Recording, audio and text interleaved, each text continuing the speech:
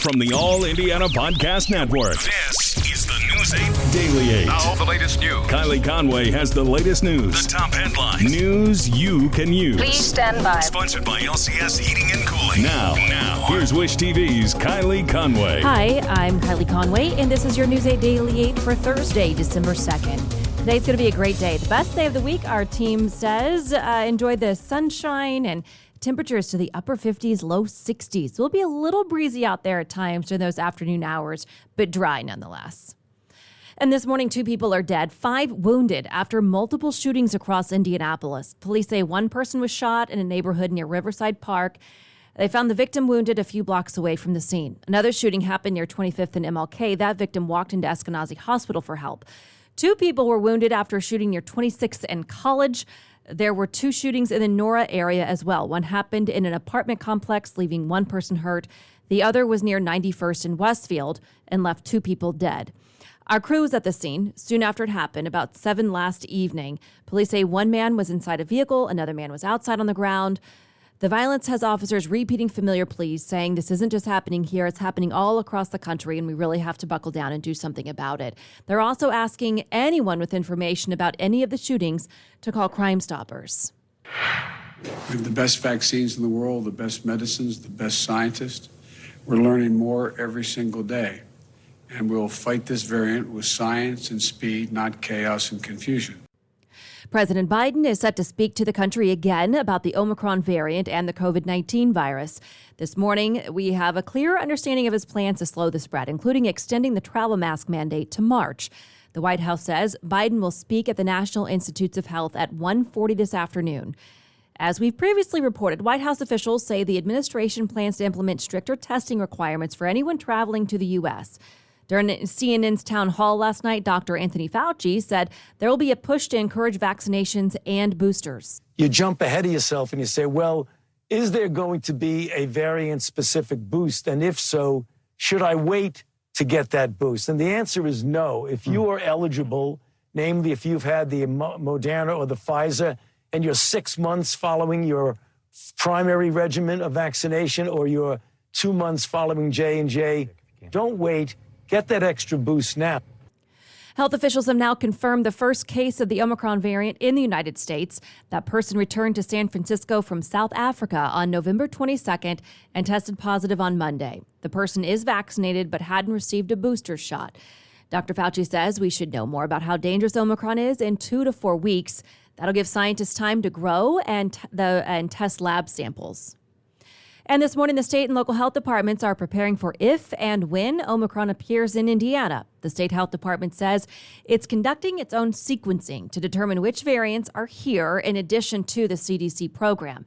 Hamilton County's emergency preparedness coordinator tells News 8 there are no concerns over supply shortages, even with more appointments for tests and vaccines around the holidays. The Marion County Health Department released its vaccine and testing schedules for December. You can find that at wishtv.com, but we will mention that those events are free. Justin.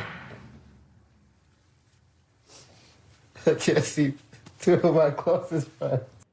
Friends share their anguish at the death of another student from this week's school shooting in Michigan. Justin Schilling was 17. Authorities say he died from his wounds. Those who died on the day of the shooting are 16-year-old Tate Meyer, 17-year-old Madison Baldwin, and 14-year-old Hannah St. Juliana. Police say a 15-year-old student was the shooter. Prosecutors have released his name, Ethan Crumbly. They say videos and social media posts make it clear he planned the shooting. And I am absolutely sure, after reviewing the evidence, that it isn't even a close call. It was absolutely premeditated. Prosecutors want Crumbly tried as an adult on several charges, including murder, assault, and 1 count of terrorism causing death. The prosecutor says terrorism may not be a typical charge for a school shooting, but she believes it's appropriate under Michigan laws, defining a terrorism as an attack aimed at intimidating the population. She says the shooting has left many students unable to eat or sleep, and some don't even want to return to school at all. A Columbus man is now charged in the death of his 2-year-old daughter, who was found in the East Fork of the White River. Jeremy Sweet faces counts of neglect of a dependent resulting in death and unlawful possession of a syringe. He and his daughter Emma went missing last week. Hunters found Jeremy Sweet with his truck in the river Friday. 2 days later, a search for Emma Sweet ended with the heartbreaking discovery of her body downriver.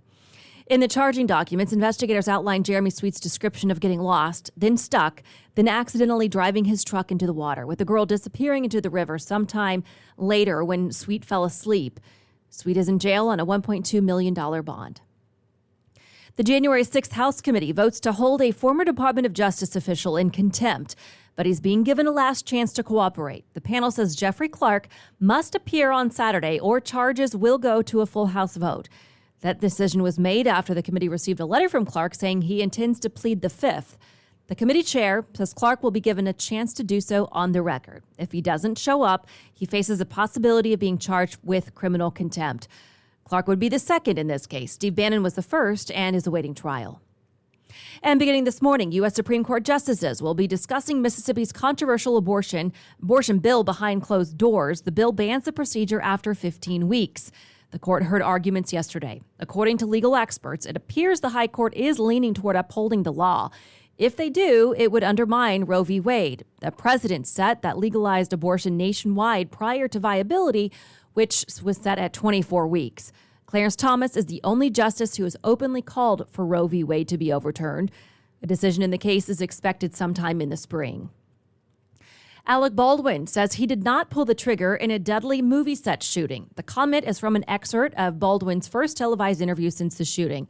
He spoke to ABC's George Stephanopoulos. In the preview clip, Baldwin does not say how the gun in his hand did go off, killing cinematographer Helena Hutchins and wounded the film's director Joel Souza. Investigators are working on new leads as they try to figure out how live ammunition got into the gun instead of blanks. They've searched the inventory and records of a prop shop in New Mexico and have talked to the owner, who indicated reloaded or recycled live rounds may have somehow gotten mixed in.